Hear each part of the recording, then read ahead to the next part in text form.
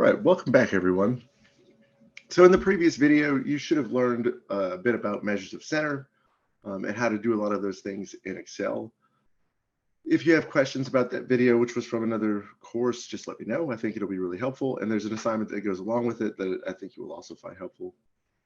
In addition, this week, we're going to talk a bit about measures of spread, and I'm going to show you some more about that as well.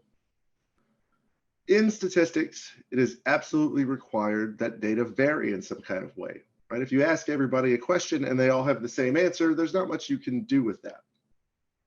If every answer to every question is all the same thing, you can't really calculate any statistics. You need data to vary, right? There's no mean or median if everything is the same number. Well, there is, but it's the same, it's the number you started with. But the way that we measure variation, right, has a direct effect on what we can do with that measurement. And we're going to talk a bit about that as we go along. There are different ways to measure variation, and we'll add some as we go as well next week. The easiest way to talk about the variation in a data set is to talk about the range. Okay? And the range is just the maximum value in the data set minus the minimum value in the data set. And it gives you the idea of the total span of the data. Right? So if you had a set of 30 IQ scores with a minimum of 60 and a maximum of 130, then you know that the scores range in about 70 points from a minimum to a maximum, right? A different group, a different sample might just span 35 points, right? So like 95 to 130. And that would be a different group of people, right? Be very different, even if the means were somehow equal to one another, or the median was somehow equal to one another. And so that range can tell you something about the data, right? And we can see that here. If we take these two different cities, right, and we can find their measures of center.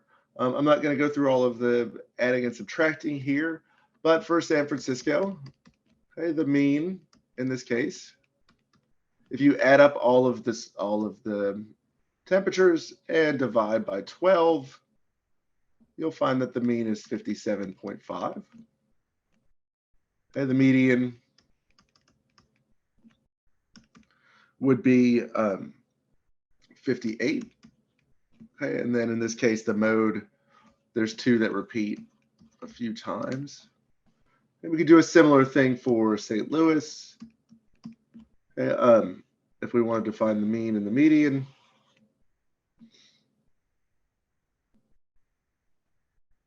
which I seem to have misplaced here. But we could do that really quickly.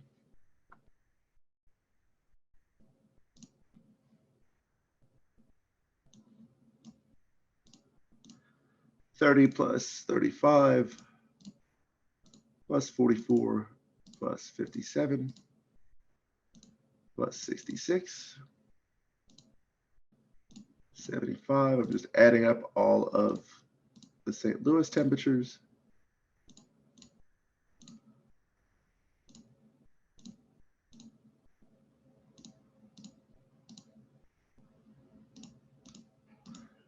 And if we add them all up and divide by 12, 56.1. And the median here, let's see if we can figure that out. Out of 12 would be the number between 1, 2, 3, 4, 5, 6, 7. So here the median would be 58. And we could probably figure out the mode. And notice there's not too much difference between San Francisco, the mean and the median, and the St. Louis mean and median. But if we look at the range for each one, the range for San Francisco, the maximum value in this case for San Francisco is 63.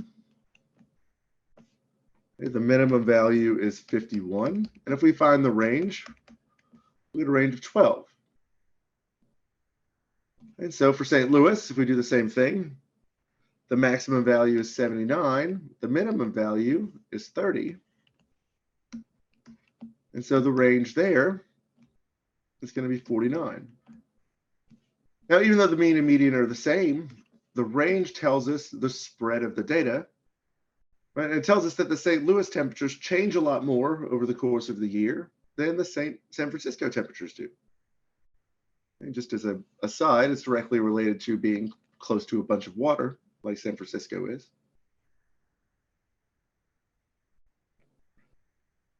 But this tells us something about the data that's different from just the mean and the median, different from just the measures of center. There are other ways that we can talk about variation. One way we could talk about variation would be to find the deviation from the mean, right? So basically we just take every value in a data set and we subtract the mean from it. If we then did that, right, we could find, maybe an average deviation. Right? So we add them all up and we find the average difference from the mean. Turns out if you try to do that, when you add these values up, these deviations, you will always get 0. Every value in the data set will always be plus or minus the mean a little bit.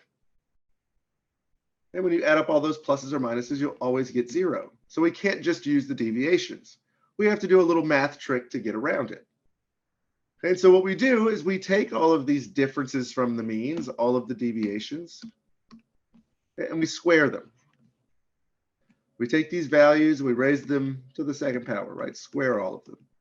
Now, all this does is make all of the values positive.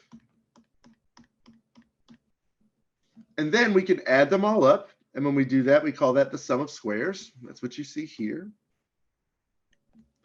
And divide by, the number in the data set, the average squared variation. Okay, and we call that the population variance. Okay, it's all of the values. Subtract the mean, we square it, we add them all up and divide by the number of values in the data set. So let's try an example of that real quick. We have 6 employees and their different ages. We want to figure out if they constitute an entire population. Let's find the variance, and I'm going to show you how to find what's called the standard deviation. Remember, the standard deviation is sigma. The variance is sigma squared. I'm overlooked that just a little bit here. And so if we find the mean of all of these values, we'll find that it's equal to 37. Okay, so if we want to find the variance, we're going to take and subtract the mean from every value. So -7 will give you -7. 44 minus 37 gives you +7.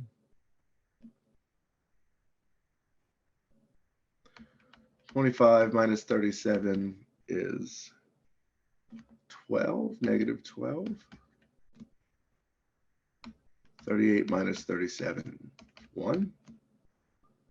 45 minus 37 is 8. And then 40 minus 37 is 3. And so if we add all these up, you'll get 0. And so instead, we're going to take every one of these and we're just going to square them. 7 squared, 7 squared, 12 squared, and so on.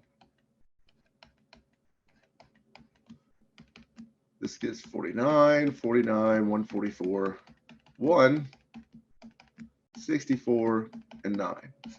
And if we add all of that up, we get a total of 316.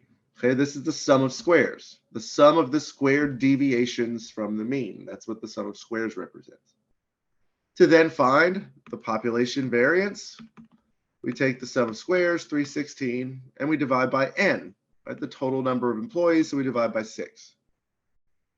That'll give us a population variance of 52.667. And then we can take the square root to get the standard deviation, to get sigma. The square root of sigma squared is just 7.257. Okay, and this would be our standard deviation, our population standard deviation. That's a decimal point. Now we can't always rely on the fact of using this direct way because we can't always measure the entire population. And so because we can't measure the entire population, and because when we measure just a sample, the variance in the sample will be different from the variance in the population. Okay? Samples tend to vary more than the population does. And so to adjust for that just a little bit, instead of dividing by n, what we call the sample variance, we divide by n minus 1. We just subtract 1 from the total number in the sample. And then we use that to calculate the sample variance. To get the standard deviation, we then just take the square root. And so let's try this with another example. We've got a company that manufactures batteries, and they're going to test 6 batteries in a sample. We're going to find the sample variance and the standard deviation. Okay, so first we need the mean of the battery lifetime. If we add all of these up, 3 plus 4 plus 6 plus 5 plus 4 plus 2, that's 7, 13, 18, 6 is 24, divided by 6 will give us a mean of 4.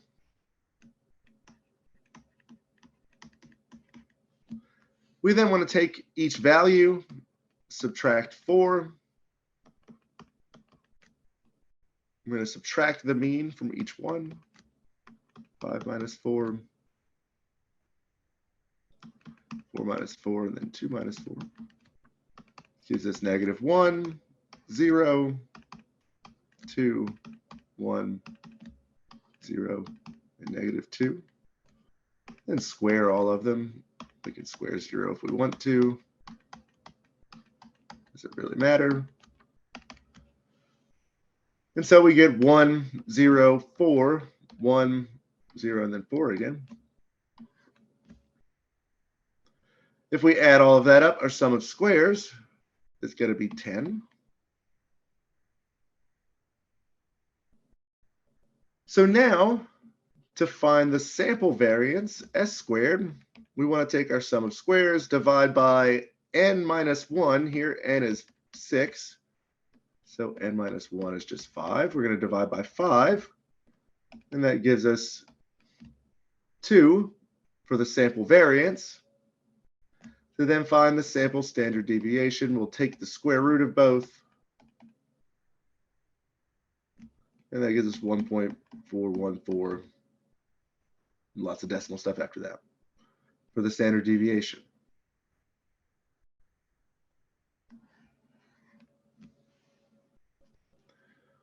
This calculation becomes very tough if you have more than 10 data points. It's even challenging when you have more than 5. It's best to use Excel to calculate some of these values, or to use your calculator. Okay, you can use the stats output on your calculator. If you output the one variable stats on the calculator, each of these will give you, they'll all give you a particular value, the sum of the data values, sum of squared values, sample standard deviation, population standard deviation. Okay, and we'll discuss some more about these in the quartiles next time. We'll also give you n. It's just a lot easier to do it that way than to try to write it all out. Okay, you can write it out if you have a few numbers, but don't do a huge, long, written out calculation. It's really easy to make mistakes. The reason I showed you these here is because I wanted you to see just how it works and what's happening. But in general, it's much easier to do this in a calculator. And so what we get with the sample standard deviation is an average deviation from the mean. It tells us about how much our data will vary. It kind of gives us an idea of about how much we would expect to see the data vary if we just randomly chose a point. Right? If we just randomly chose somebody and asked them to answer a question about that value, right, we would find that it would probably be within a standard deviation. Okay? In fact, we can generate a rule about the way that data generally work. We talked before about symmetric distributions of data, right? Particularly, we talked about how the mean and the median are equal. And if the mean and the median are equal, okay, this tells us that we could likely assume that there's a symmetric distribution in the data. Okay, this just means that nothing is skewing the mean in one direction or the other. Okay, nothing's really pulling on any of these, pulling values one way or the other. And we can use the empirical rule to then identify where we'd expect to find most of our data. So about 68% of our data will be within one standard deviation of the mean. So plus or minus one standard deviation, we will find about 68% of the data. Plus or minus two standard deviations, we'll find about 95%. And plus or minus three, we'll find nearly all of the data, 99.7%. And so we can look at one last example of this, but we're going to talk more about this a lot as time goes along, particularly next week. Let's say a nationwide test taken by high school sophomores and juniors has 3 sections, each scored on a scale of 20 to 80. The mean score for the writing section was 50.4. Okay, so our mean is 50.4 with a standard deviation of 10.7. Okay, and we're just assuming these are population values for now, or I'm just using those symbols. Okay, if we want to find where we might find 95% of the scores, well, 95% of the scores will fall within 2 standard deviations, plus or minus 2 standard deviations. Okay, so we start with the mean plus 2 times the standard deviation. So that's 50.4 plus 2 times 10.7, which will give us a value of 71.8. And then the mean minus 2 times the standard deviation, so 50.4 minus 2 times 10.7. I wrote that a little strange. That's 50.4 minus 21.4.